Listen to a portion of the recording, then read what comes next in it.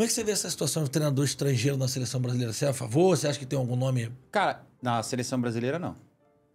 Pra ser bem curta a resposta, bem seca. Pra ser a favor na seleção brasileira, não. Eu sou a favor de um treinador brasileiro. Você faria isso com um treinador estrangeiro? Você daria 4 anos pra ele trabalhar tranquilamente, mesmo tendo 4 ou 5 derrotas seguidas? Você ia pedir a cabeça dele?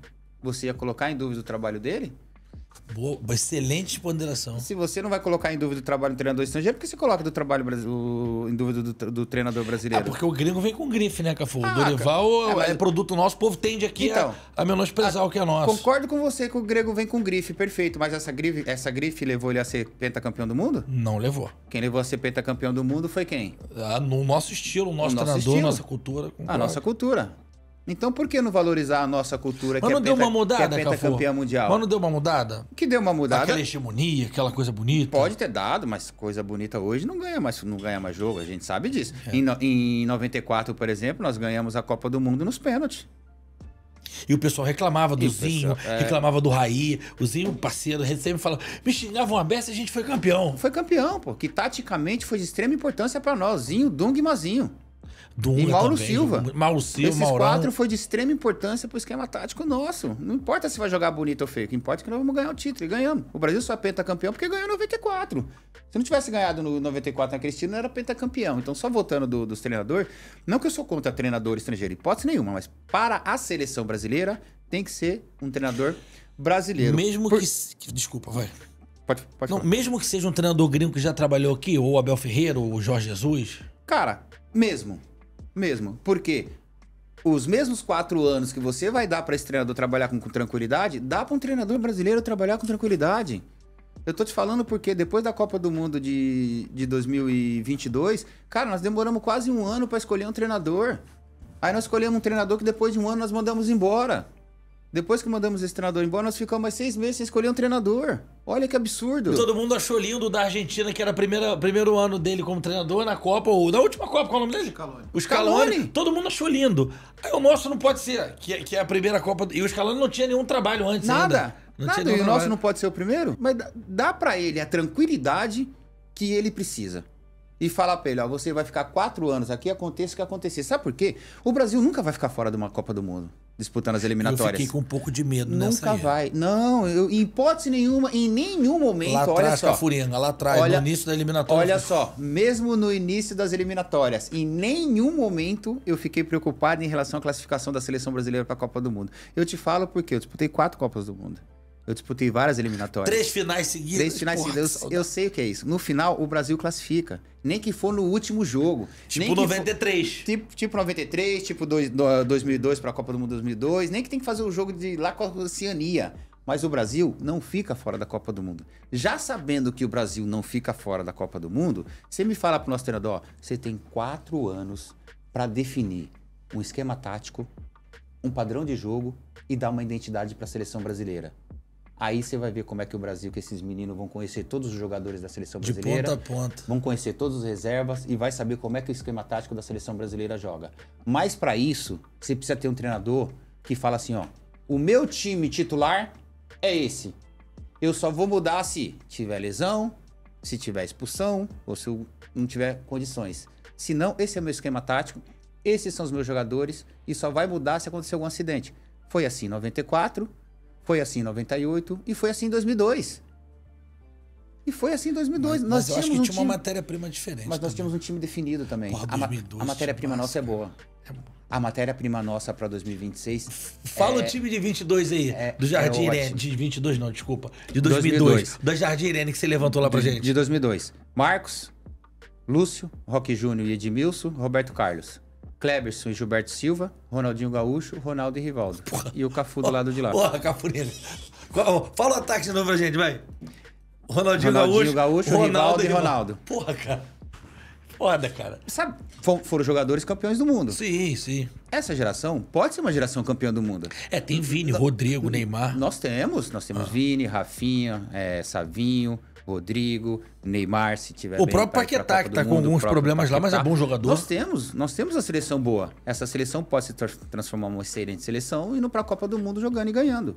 Mas para que essa seleção se transforme numa seleção boa, nós temos que ter uma seleção. Nós temos que ter um padrão de jogo. Nós temos que escolher. Copa do Mundo é escolha.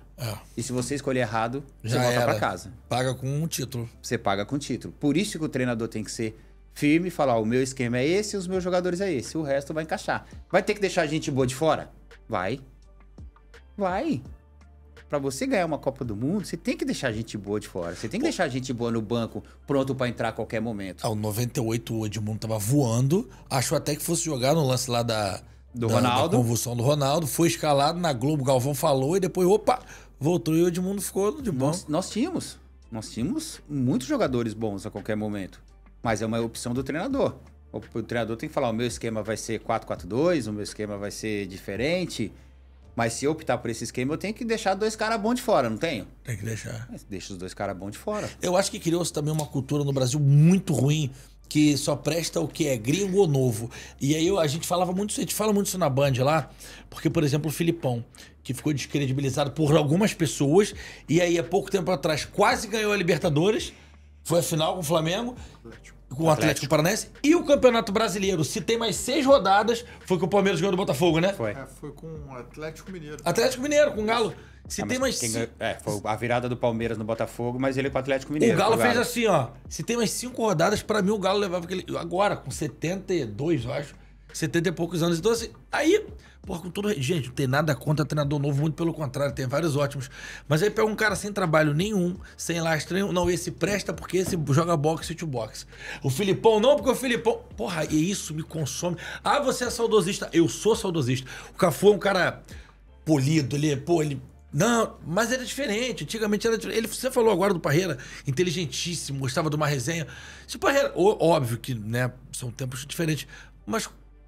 O futebol modernizou. O Parreira hoje com certeza faria bons times.